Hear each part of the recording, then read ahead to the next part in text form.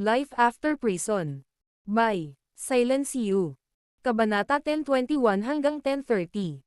Pinayagan ni Severin na umalis ang mga Hallmasters kapag tapos na siyang magbigay sa kanila ng mga tagubilin. Pagkaalis nila, bumalik siya sa kanyang kwarto, kinuha ang special ring ni Ronnie, at sinimulang tingnan ang laman nito.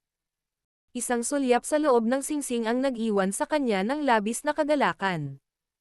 Bukod sa isang espiritual na sandata sa unang baitang na kilala bilang Fishgut Sword, mayroong 12-12 ng mga espiritual na halamang gamot sa loob. Ang mga espiritual na halamang iyon ay alinman sa pangalawang grado na mataas ang ranggo o ikatlong baitang mababang ranggo, at marami sa kanila ay angkop para sa mga layuning alchemical. Pagkatapos ay binasa niya ang mga manual ng pamamaraan sa loob at napagpasyahan na walang punto sa pag-aaral ng alinman sa mga ito. Ang mga diskarte ay hindi masyadong malakas, at magiging napakahirap kung gumamit siya ng mga diskarte at tuluyang makilala ng Stormy Moonsect. Sa huli, bigla niyang kinuha ang isang lumang dilaw na libro sa sulok at binasa ito. Hindi niya ito masyadong inisip noong una, ngunit medyo tuwang-tuwa siya matapos itong maingat na basahin. Sa kanyang sorpresa, ang libro ay naglalaman ng ilang mga pagsasanay sa pagsasanay na angkop para sa mga kababaihan. Mukhang hindi niya nabuklat ang librong ito dati. Malamang ay inihagis niya ito sa isang sulok ng special ring dahil hindi ito bagay para sa kanya. Medyo mataas din ang mga pagsasanay na ito, kaya hindi nakakagulat na siya ay nag-aatubili na itapon ang libro kahit na wala siyang pakinabang para dito. Malamang na itinatago niya ito kung sakaling maaari niyang ipagpalat ito sa ibang babae sa hinaharap. Pinagmasdan mabuti ni Severin ang mga pagsasanay at tumanggo bilang kasiyahan. Tungkol naman sa pang-araw-araw na pangangailangan at iba pang walang kwentang bagay, iniwan ni Severin sa special ring at itinapon lahat. Tanging ang mga bagay na sa tingin niya ay sapat na mahalaga upang panatilihin ang kinuha. Matapos kunin lahat ng kailangan niya ay bumaba na siya para hanapin si Diane. Nasa kalagitnaan siya ng paglalakad ng mga oras na iyon.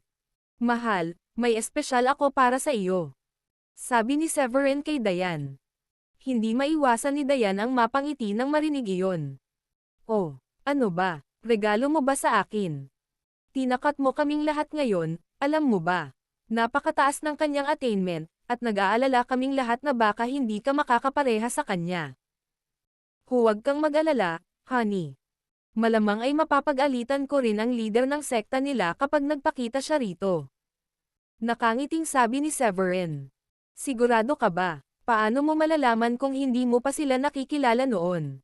Sana hindi mo na kailangang kainin ang sarili mong mga salita." Ngumiti si Diane at saka iniunat ang isang walang laman na palad. "Ano ang espesyal na sorpresa, kung gayon? Hindi mo ba ito ibibigay sa akin?" Itinuro ni Severin ang kanyang pisngi at sinabing, "Ibibigay ko ito sa iyo bilang kapalit ng isang halik. Ikaw ba dapat?" Binigyan ni Diane si Severin ng mapang-akit na tingin. Lumingga-lingga siya sa paligid para masiguradong walang tao, at nahihiyang hinalikan niya si Severin sa pisngi. "Iyon ang dapat gawin, tama. Hindi mo maririnig ang katapusan ko kung ang sorpresang iyon ay hindi kasing ganda ng iyong ginawa." Nakangiting kinuha ni Severin ang lumang libro gamit ang palad niya at iniabot kay Diane. "Nako, maganda lahat, at napaka-espesyal din. Ano ito? Libro ba ito?" Kinuha ni Diane ang medyo dilaw na sinaunang libro, binuksan ito, at tiningnan. "Phoenix Derivation Method. Sungrade High Rank Exercises." Nanlaki ang kanyang mga mata, at agad na lumitaw sa kanyang mukha ang pananabik. "Wow! Kahanga-hanga ito, honey." Bulalas niya. "Hindi ko naisip na ito ay isang manual ng pamamaraan, higit na hindi isang mataas na ranggo ng Sungrade. Sinabi sa akin ni Wendy at ng iba pa na ang mga diskarte ay nahahati sa 4 na magkakaibang grado ng lupa, langit, araw, at bituin. Karaniwang nagsasanay ang mga karaniwang hindi kaakibat na practitioner gamit ang mga pamamaraang grade soil, habang ang ilan sa mga mas makapangyarihang pamilya ay maaaring gumamit ng mga paraan ng Skygrade. Ang mga pamamaraan at Skygrade methods ay mas bihira, at ang tanging mga tao na sapat na mapalad na magkaroon ng mga ito ay karaniwang mga pinuno ng sekta.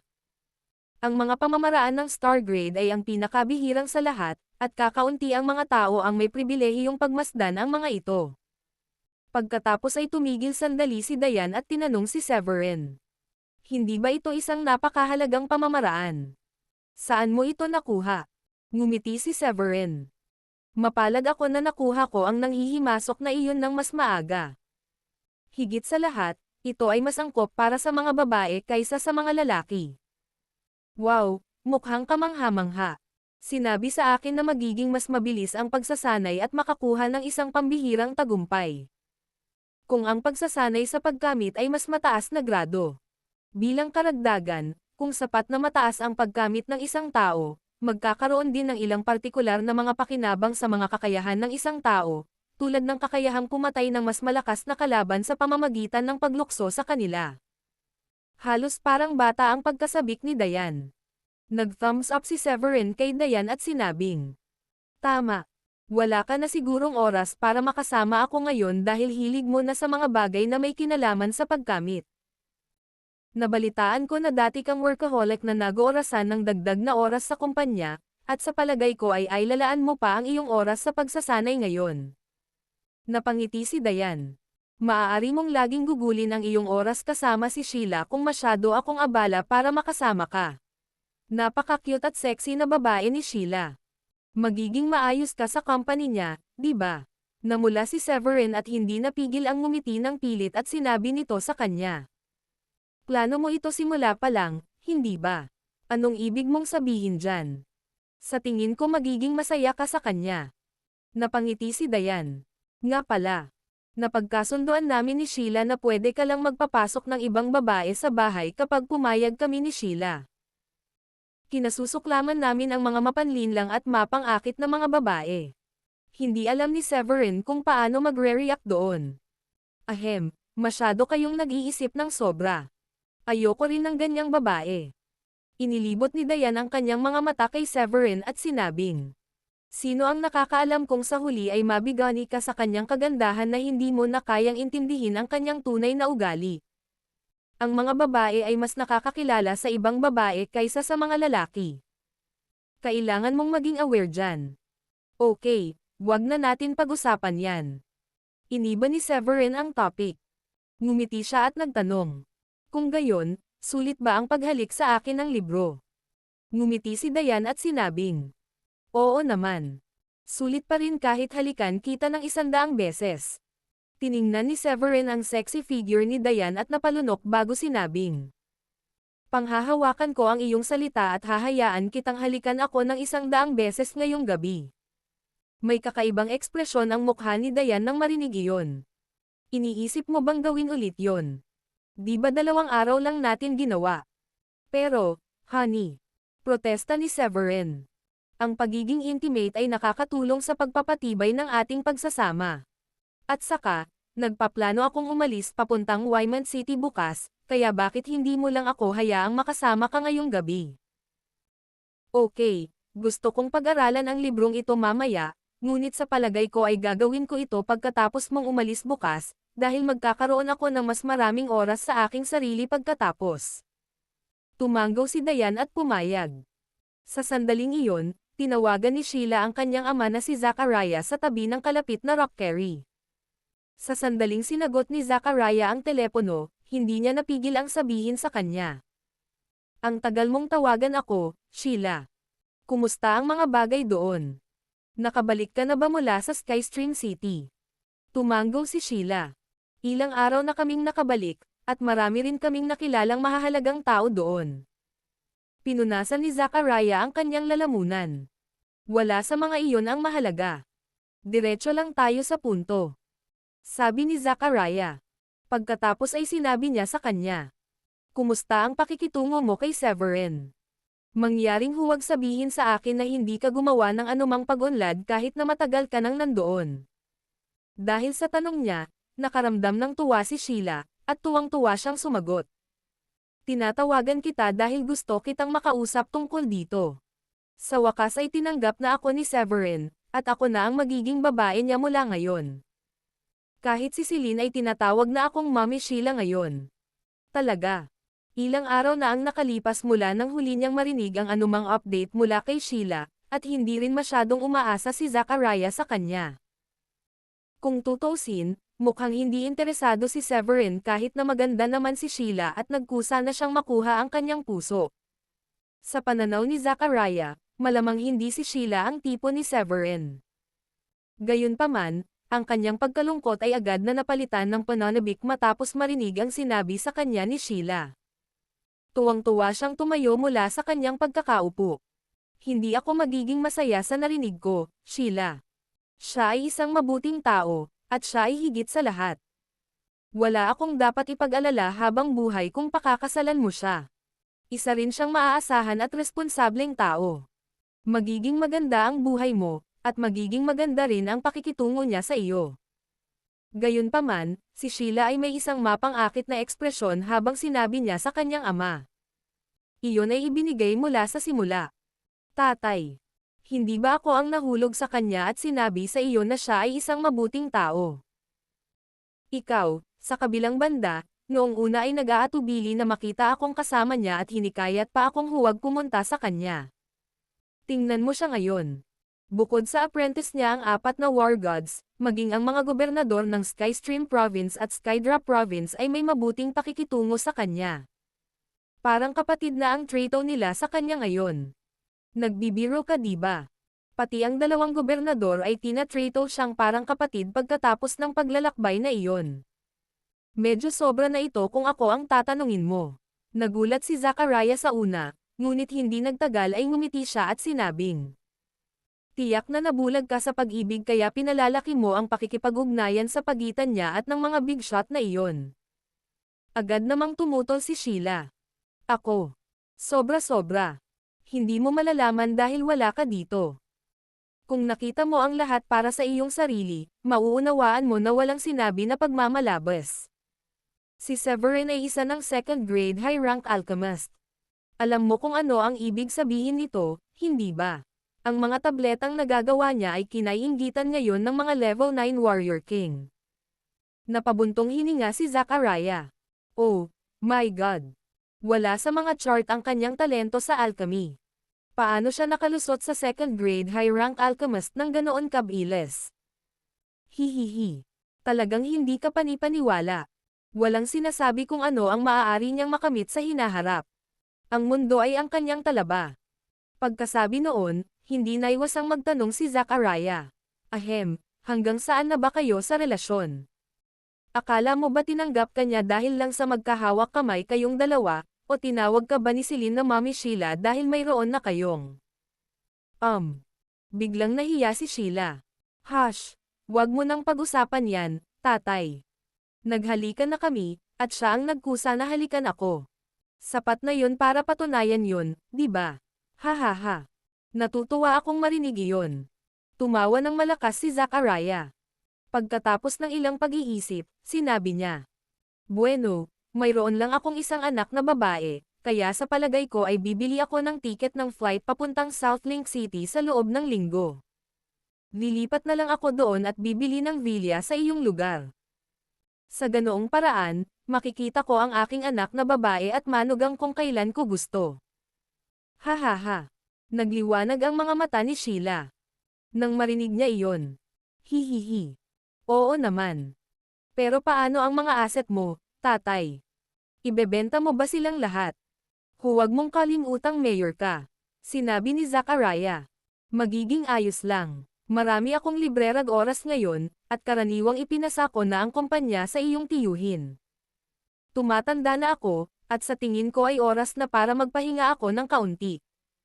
Nakikita ko. Gayunpaman, iyon lang muna sa ngayon, tatay. Balitaan mo ako kapag papunta ka na dito. Sunduin kita sa airport. Tinapos ni Sheila ang tawag na mas masaya kaysa noong sinimulan niya ito.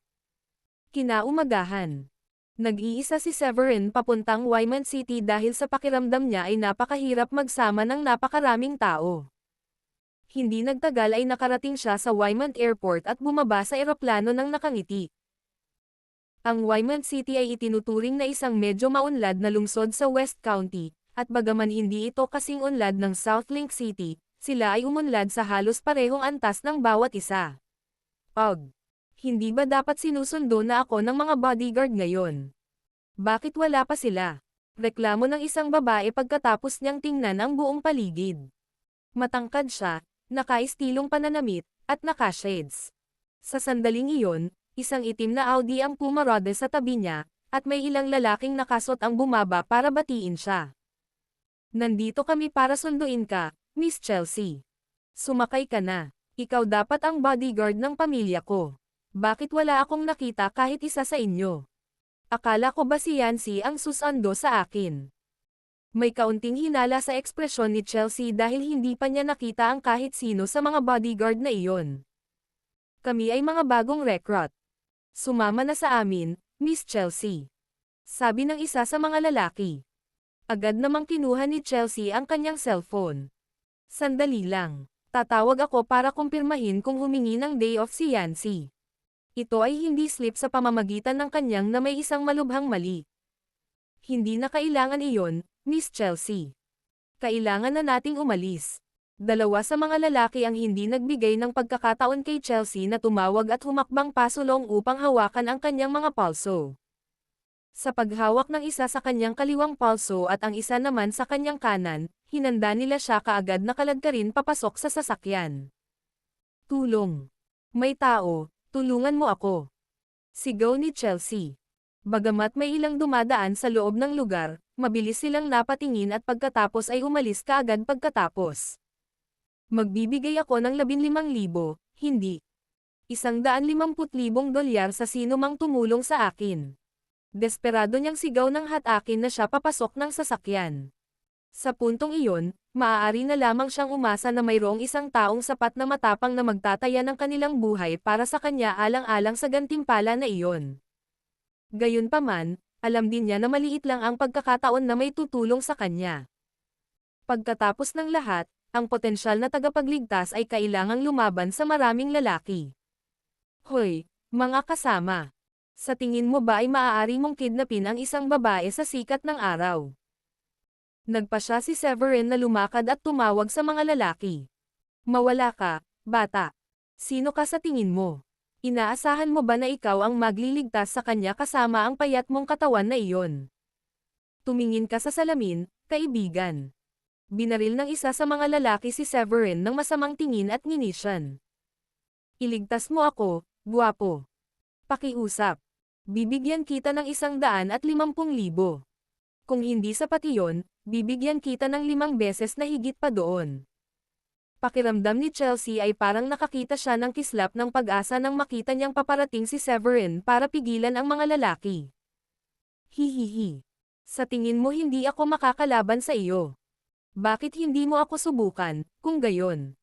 Hindi mapakali si Severin na magaksaya ng hininga sa lalaki at dahan-dahang naglakad. Hindi ko akalain na may mga taong magsasapanganib ng kanilang buhay para sa pera. Kinagat ng lalaki ang kanyang mga ngipin, naglakad patungo kay Severin sa 2 malalaking hakbang, at sinabi sa 3 bodyguard na nasa likuran niya. Maging madali lang, mga lalaki. May oras pa tayo para baliin ang mga paa ng tandang ito at umalis kasama ang babae. Ano? Baliin ang ilang mga paa, sabi mo. Saglit na natigilan si Severin, ngunit hindi nagtagal ay ngumiti siya at sinabing. Magandang mungkahi iyon. Sumugod si Severin sa isang iglap. Anong impyerno? Ang lalaki ay may disenteng tagumpay, at naabot na niya ang pagkamit ng isang level 8 Profound Master sa kabila ng pagiging bodyguard lamang niya. Ganun pa man, mabilis ang takbo ni Severin na puro blur lang ang nakikita niya. Nang makapag-react na siya sa nangyari ay sinipa na siya ni Severin sa hita. Arg! Ang matangkad na lalaki ay ipinahagis sa hangin sa pamamagitan ng sipa na iyon at lumapag ng ilang metro ang layo. Ang paa ko. Bali! Sigaw ng lalaki habang nakaupo sa lupa at nakahawak sa kanyang mga binti. Ang mga asol na ugat ay nakaumbok mula sa kanyang noo, at mukhang siya ay nasa matinding sakit. Di ba sabi mo gusto mong mabali ang ilang paa? Aba, natupad ko na ang wish mo. Hahaha. Tumingin si Severin sa lalaki at malamig na ngumiti. Hindi napigilan ni Chelsea ang kanyang kagalakan nang makita niya iyon, at pakiramdam niya ay may pag-asa pa siyang makaligtas sa biglaang pagkidnap. Anong gagawin natin ngayon, boss? Nagpanik ang natitirang tatlong tao at halatang medyo natatakot sa mangyayari. Hayaan mo muna si Miss Chelsea at atakihin ang lalaking ito ng sabay-sabay. Hindi natin maisasama si Miss Chelsea kung hindi natin haharapin ang lalaking ito. Siya ay napakalakas, kaya't ang tanging pag-asa natin na magkaroon ng siguradong tagumpay ay ang sabay-sabay tayong tatlo na atakihin siya. Bahagyang naningkit ang mga mata ng leader nila at sinabi sa dalawang bodyguards na kargada si Chelsea. Binitawan siya ng dalawa pa at pinalibutan nilang lahat si Severin. Gayunpaman, hinding-hindi sila maaaring maging kapareha ni Severin dahil kahit ang tagumpay ng kanilang pinuno ay hindi hihigit sa antas ng isang warrior king. Ilang segundo lang, napahiga silang tatlo sa lupa at sunod-sunod na napaungol. Maraming salamat, guwapo. Makikidnap na sana ako ngayon kung hindi dahil sayo. Agad namang tumakbo si Chelsea at nagpasalamat kay Severin. Ngumiti si Severin at sinabing, gagawin ko ang aking makakaya sa tuwing nakikita kong nangangailangan ng tulong ang ibang tao. Hindi na kailangang magpasalamat sa akin. Ngunit pinipilit ko, pakibigay sa akin ang iyong bank account number. Ililipat ko kaagad sa iyo ang 750,000, gaya ng napagkasunduan. Sabi ulit ni Chelsea kay Severin. Kung paano ito nakita ni Chelsea, handa lang siyang tulungan ni Severin dahil sa pera. Gayunpaman, mapait na ngumiti si Severin at sinabing, ayoko ng pera mo, miss. Sana lang mas bigyan mo ng pansin ang iyong kaligtasan. Hindi kita tinulungan para lang sa pera. Hindi mo ginawa iyon para sa pera. Gulat na napatingin si Chelsea kay Severin. Hindi maliit na halaga ang 750,000 dolyar, at hindi niya inaasahan na tatanggihan ito ni Severin. Kung talagang nasa pera ako, hindi na sana ako nag-abala na iligtas ka. Hindi ko kailangan ng ganoong uri ng pera. Napangiti si Severin. Bumilis ang tibok ng puso ni Chelsea, at naisip niya sa sarili. Marahil ay ginagawa niya ito para makuha ang pabor sa akin. Baka ang mga bodyguards na dumukot sa akin ay nasa akto sa kanya at sinadya nilang gumawa ng eksena para may utang na loob ako sa kanya. Normal lang para kay Chelsea na mag-isip ng ganoon dahil mataas ang katayuan niya gaya ng nasa Wyman City. Ang bilang ng mga mayayamang binata na nagtangkang makuha ang kanyang puso ay maaaring punan ang ilang mga kalye. Nakatagpo na siya ng ganoong pandaraya noon at nakita niya ang taong gumawa nito. Ngunit agad siyang umiling sa kasalukuyang senaryo dahil pakiramdam niya ay malabong gawa iyon. Kung ang mga taong nagbabalak mang-kidnap sa kanya ay kasabwat ang binata na nakatayo sa harapan niya, wala siyang dahilan para bugbugin sila ng ganoon kalala. Pagkatapos ng lahat, dalawa sa kanila ay walang tigil na kumikibot sa lupa. Paumanhin, Miss Chelsea. Tandaan na alagaan ang iyong sarili doon. Sinulyapan siya ni Severin at naghanda ng umalis. Teka, pwede bang humingi ulit ng tulong sa'yo? Gusto kong sanang sumama ka sa akin sa taxi at ihatid mo ako pauwi kung okay lang sa iyo. Ang mga bodyguard ko na pinamumunuan ni Yancy ay malamang na hindi pumunta dito para sunduin ako dahil may nangyari sa kanila. Humakbang si Chelsea at nagmakaawa ng papaalis na si Severin. Kumunat ang noo ni Severin, at pagkaraan ng ilang sandali ay nag-isip, sinabi nito sa kanya. Oo naman. Wala akong matutuluyan ngayon, kaya paano kung mabangga ako sa iyong lugar ng ilang araw? Hindi ako sigurado kung gaano katagal, ngunit maaari kong ipangako ko sa iyo na hindi ito magiging masyadong mahaba. Ayos ba iyon sa iyo? Naguguluhan ang itsura ni Chelsea. Kung mas gusto niyang manatili sa bahay niya ng ilang araw kaysa tanggapin ang perang inaalok ko, kung gayon isa kaya siya sa mga mayamang binata na gustong subukan at makuha ang puso ko. Kilala niya ang halos lahat ng mayayamang binata sa Wyman City, ngunit pagkatapos na tingnang mabuti si Severin, napagtanto niya na ito ay isang taong hindi pa niya nakikita. Matapos makita ang kanyang pag-aalinlangan, hindi napigilan ni Severin na ngumiti at sabihin. Alam ng Diyos kung ano ang gagawin nila sa iyo kung nagawa nilang kidnapin ka, ngunit iniligtas ko ang iyong buhay nang hindi hinihingi ang 750,000 dolyar na iyong inalok. Ang gusto ko lang ay manatili sa iyong lugar ng ilang araw. Ganyan ka ba sa pag-aatubili na gawin iyon? Mukha ba akong isang masamang tao? Agad na napagtanto ni Chelsea kung gaano siya naging bastos at binigyan siya ng isang matamis na ngiti. Hindi, mali ang pagkakaintindi mo. Iniisip ko lang kung sino ang nagpadala sa mga taong ito at kung bakit nila ako inatake. Pagkatapos ay lumapit siya sa isa sa mga lalaki at nagtanong. Sabihin mo sa akin ang totoo. Sino ang nagpadala sa iyo? Papatayin kita kapag hindi mo sinabi sa akin. Napasinghap ang mga ngipin ng lalaki nang marinig iyon. Isang determinadong tingin ang lumitaw sa kanyang mga mata at agad siyang nagpakamatay sa pamamagitan ng pagkagat ng kanyang dila. Kailangan pa ba niyang pumunta sa malayo? Alam ni Chelsea na walang kabuluhan na tanungin ang tatlo pang tao, kaya lumapit siya kay Severin at sinabing, "Tara na, Chelsea, ang pangalan ko ay Chelsea Madec.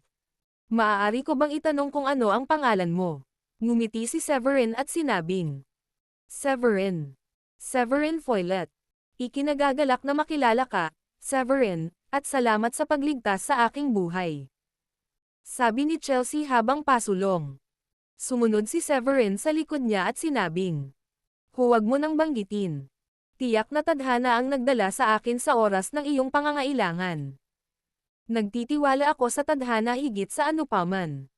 At saka, ayaw kong makakita ng babaeng binyo bully." Tumingin muli si Chelsea kay Severin at naisip.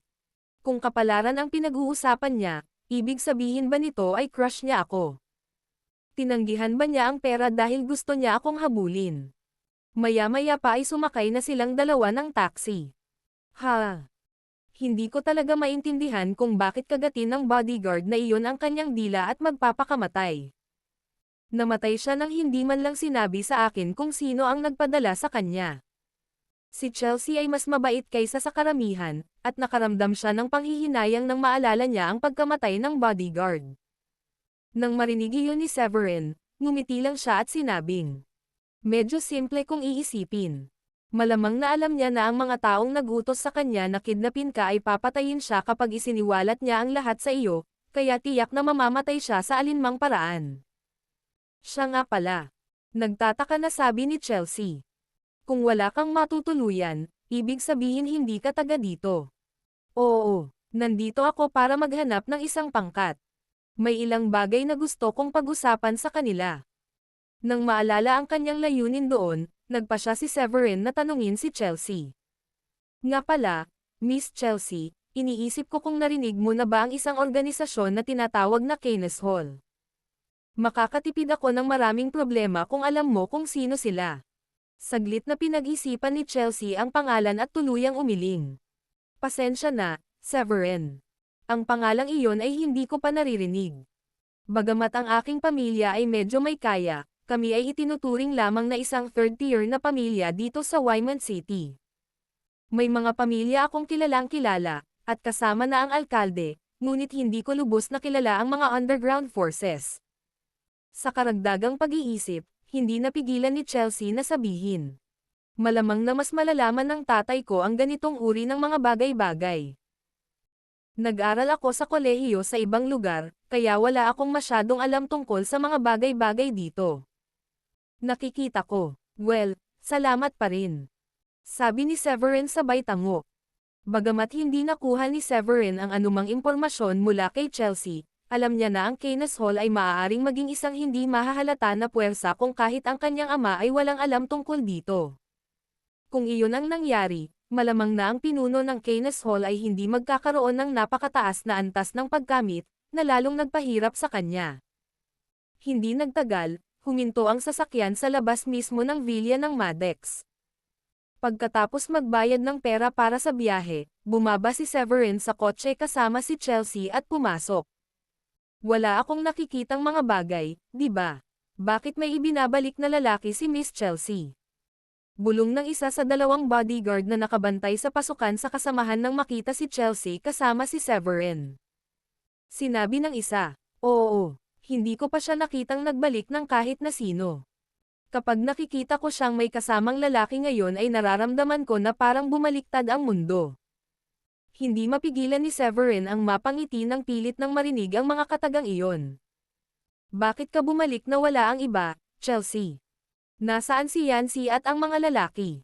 Sino ang lalaking ito?" Napakunot ang noo ni Richard, ang pinuno ng Maddox, nang makitang bumalik si Chelsea na may kasamang estranghero. Pagkatapos ay ipinaliwanag ni Chelsea. Si Yancy at ang iba pa ba ay dapat na magsundo sa akin mula sa airport. Kung gayon, natatakot ako na baka may nangyari sa kanila.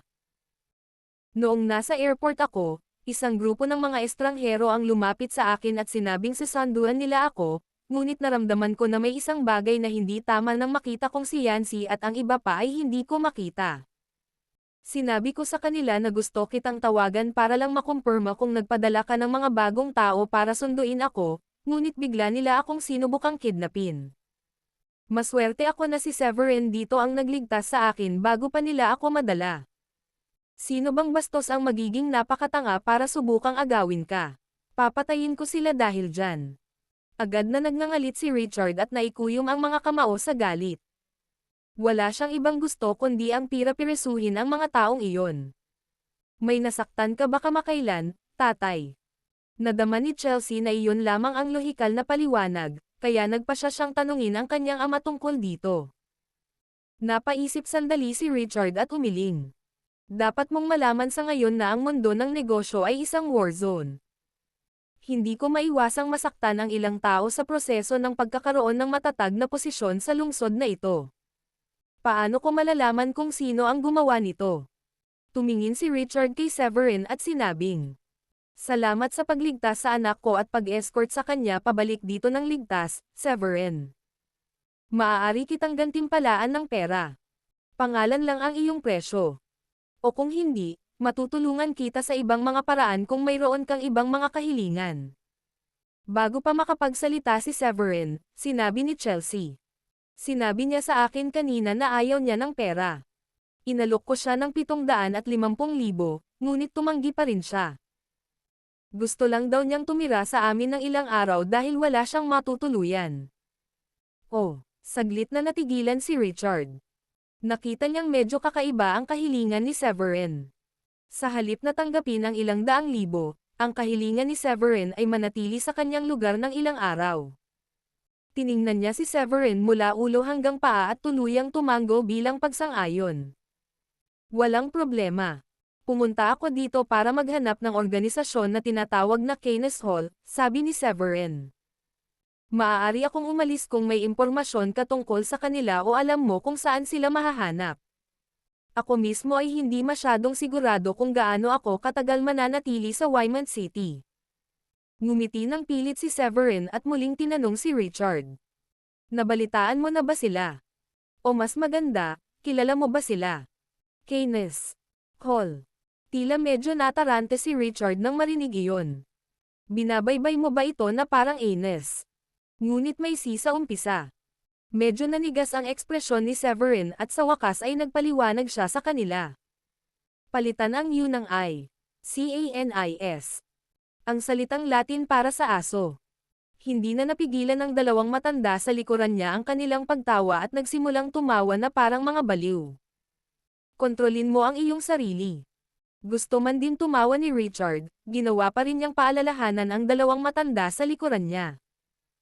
Natatakot ako na hindi ko pa narinig ang Keynes Hall na ito, ngunit maaari akong magpadala ng ilang mga bodyguard para tulungan kang alamin ang tungkol sa kanila. Slok ni Richard. Maraming salamat. Tumango si Severin. Pagkatapos ay bumaling si Richard kay Chelsea at sinabi sa kanya. Magsama ka ng mas maraming bodyguard kapag lalabas ka sa susunod, at siguraduhing mataas ang kanilang nakuha. Ayokong i-target ka muli ng grupong iyon. Sige, tatay.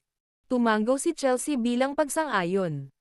Gayunpaman, sa kanilang pagtataka, lumapit si Severin at nakangiting nagmungkahi. Hindi ganoon kahirap na hulihin ang taong nasa likod ng lahat ng ito o alamin man lang kung sino ang may gawa nito. Agad na nagningning ang mga mata ni Richard at tumingin kay Severin. May plano ka ba? Tumango si Severin. Oo, pero nag-aalala lang ako na baka hindi ka magtiwala sa akin. Napakasimple lang ng plano. Kung walang ibang gagawin ang anak mo bukas, dapat siyang lumabas ng walang kasamang bodyguards. Sa halip, ako lang ang makakasama. Mas handang atakihin siya ng mga taong iyon kung wala siyang kasamang bodyguards. Sa kabilang banda, mas magiging maingat sila kung maraming tao sa paligid niya. Sa isang iglap ay umasim ang mukha ni Richard at tila hindi siya nasisiyahan. Galit na sinabi ng isang matandang lalaki sa likuran niya. At anong klaseng ideya iyon? Plano mo bang gamitin si Miss Chelsea bilang pain? Sigurado ka bang mapoprotektahan mo siya ng walang anumang tulong? Bueno, ang pinakamahusay na paraan upang mahuli ang isang tigre ay ang pagpasok sa lungga nito. Sabi ni Severin sabay hawak sa baba. Ang mga salita ni Severin ay nagpaalab sa galit ng matanda. Tumingin siya kay Severin at sinabing, "Ang dali mo namang sabihin. Paano kung may mangyari sa kanya? Kakayanin mo ba ang mga kahihinatnan?" Tuyong ngiti ang isinagot ni Severin. Una, patay na sana siya kung gusto nila siyang patayin. Nag-alok lang ako ng tulong noong narinig ko siyang humihingi ng tulong. Kung ang intensyon nila ay ilayo si Miss Chelsea, halos tiyak na hindi na nila siya patayin kaagad. Kasunod ng isang paghinto, nagpatuloy si Severin.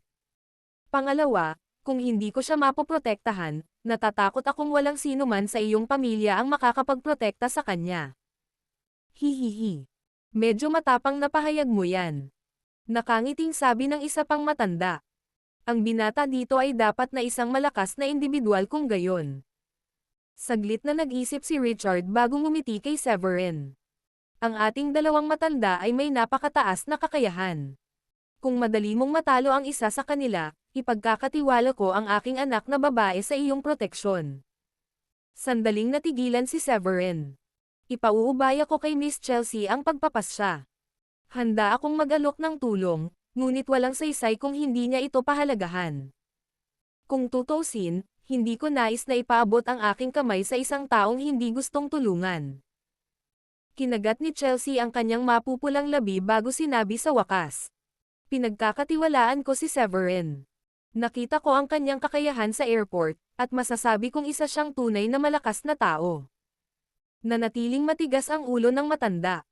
Ang mga taong ipinadala nila ngayon ay nabigo sa paghuli sa iyo, kaya dapat mong maunawaan na ang susunod na grupo ng mga taong ipapadala nila ay magiging mas malakas kaysa sa mga ngayon.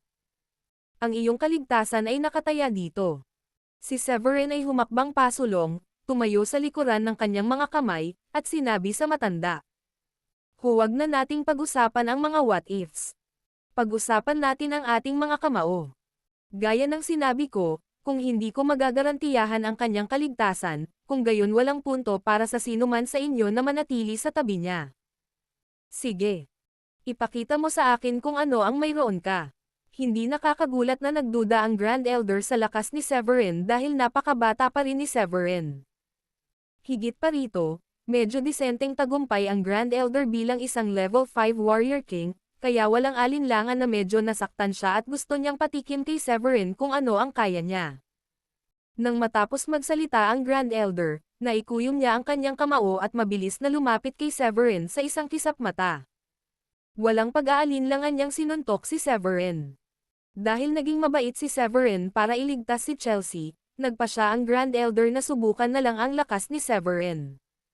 Sa layuning iyon, umiwas siya sa paggamit ng kanyang buong lakas o maging ang kanyang espiritual na enerhiya. Nang makita iyon, mapait na ngumiti si Severin at ginantihan ang suntok ng Grand Elder. Isang bahagyang mapurol na kalabog ang narinig, at ang impact ay nagpalipad pabalik sa Grand Elder ng ilang metro bago niya tuluyang mapatatag ang sarili. Bakas sa kanyang mga mata ang pagtataka. Sa maikling sandali na iyon nang tumama ang suntok niya sa kamao ni Severin, naramdaman niyang parabang damapo ang suntok niya sa hindi matitinag na bundok. Pagkatapos niyang tumayo ng matatag sa lupa, hindi niya naiwasang ilagay ang kamay sa likod niya. Namamanhid na ito kaya naman niyugyug niya ito para maalis ang manhid na nararamdaman. Sa wakas, humakbang siya pasulong at sinabing, "Napakalakas mo, Severin, at kinikilala ko ang iyong lakas. Masasabi kong medyo nagpipigil ka sa suntok na iyon kanina, at ang iyong natamo ay malamang nasa level 7 Warrior King." Si Richard at ang pangalawang elder ay nakatayo sa likuran ng Grand Elder, at pareho silang nagulat nang marinig nila ang sinabing iyon. Hindi sumagi sa kanilang isipan na maglalaman ng ganoong lakas si Severin sa murang edad. Ang villa na tinutuluyan ng aking anak ay may ilang mga bakanteng silid, kaya't maaari kang manatili sa parehong villa na kasama niya. Panigurado, magpapadala kami ng aming mga tauhan upang tulungan kang malaman ang anumang impormasyon tungkol sa Keynes Hall. Ang aking anak na babae ay malamang na nasa labas ng pamimili sa susunod na mga araw, kaya't ipaubaya ko ang kanyang kaligtasan sa iyong mga kamay. Nagtitiwala ako na siya ay ligtas hanggat ikaw ay nasa tabi ng kanyang unang sinabi ni Richard. Tatay. Si Chelsea ay hindi nakaimik, at hindi niya namamalayan na nakagat niya ang mapupulang labi habang nakatitig sa kanyang ama. Nasanay na siyang mamuhay mag-isa sa kanyang villa sa loob ng napakaraming taon, at hindi siya ganap. Komportable sa pagbabahagi ng kanyang lugar, lalo na hindi sa isang lalaki na kakakilala lang niya. Sa kanyang opinyon, ang proseso ng pag-iisip ng kanyang ama ay sadyang hindi maintindihan. Umalis ka na. Kailangan mong mag-ayos ng kwarto para tutuluyan ni Severin. Kaagad namang nag-wave ng kamay si Richard at sinabi kay Chelsea. Samahan mo ako, kung gayon. Saglit na kinagat ni Chelsea ang labi bago ngumiti kay Severin at inakay ito palayo. Pagkaalis ni Severin, humakbang ang pangalawang elder at sinabi kay Richard. Sir, sa palagay mo ba ay medyo hindi nararapat na tumira ang isang lalaki sa parehong villa ng iyong anak na babae? Agad na ngumiti si Richard at sinabing, ano ang hindi nararapat tungkol doon? Sa tingin ko ito ay perpekto. Si Chelsea ay isang may sapat na gulang na babae ngayon, at dapat na siya ay may nobyo ng matagal na ang nakalipas. Makontento na ako kung siya ay magkasama kay Severin. Pagkasabi nun ay dagdag pa ni Richard. At saka, gwapo si Severin, at siya ay may napakataas na antas ng pagkamit. Siya ay isang tunay na henyo. Hindi ba't maganda kung siya ang maging manugang natin? Ang pangalawang elder ay patuloy na sumimangot, ngunit gayunpaman ay sinabi niya. Hindi ko itatanggi na siya ay isang henyo, ngunit hindi namin siya lubos na kilala. Paano kung siya ay lumabas na isang masamang tao? Magiging napakahirap kung siya ay gumawa ng isang bagay na hindi maganda sa iyong anak na babae. Gayunpaman, kumpiyansa na sinabi ni Richard. Nagdududa ako. Kung siya ay isang pervert, madali niyang kinuha ang aking anak pagkatapos iligtas ito. At saka, siya ang nagkusa na iligtas siya, kaya sigurado ako na siya ay isang mabuti at matuwid na tao. Naramdaman din ng Grand Elder na may saysay ang loika ni Richard. Tumango siya. Si Severin ay isang napakahusay na tao, at mapoprotektahan niya si Miss Chelsea kung mananatili siya sa parehong villa na kasama niya. Kung tutuusin, walang masasabi kung aatake siya muli ng mga goons sa kalagitnaan ng gabi. Tumango si Richard. Siguraduhing ipaalam sa lahat na kakailanganin natin ng mas maraming manpower sa mga darating na araw. Mas marami tayong magpapatrolya para maiwasan ang anumang hindi kanais-nais na mangyari. Nang dumating si Chelsea sa kanyang villa kasama si Severin, sinabi nito sa kanya. Nandito na tayo. Mayroong 2 silid sa unang palapag, kaya malaya kang pumili sa alinman sa mga ito. Ngumiti si Severin at sinabing. Kung nasa ikalawang palapag ang kwarto mo, mas mabuting kunin ko na lang ang kwarto mo sa tabi mo. Sa ganoong paraan, mabilis akong makakariyak kung may manghihimasok na susubukan kang salakayin ng palihim sa ilalim ng takip ng gabi. Saglit na pinag-isipan ni Chelsea ang desisyong iyon at nadama niya na ang mga salita ni Severin ay lubos na nauunawaan. Tumango siya sa huli at sinabi sa kanya. Oo naman, ngunit dahil lang sa maganda ako ay hindi nangangahulugan na maaari kang magkaroon ng anumang mga nakakatawang ideya. Nililinaw ko ba ang aking sarili?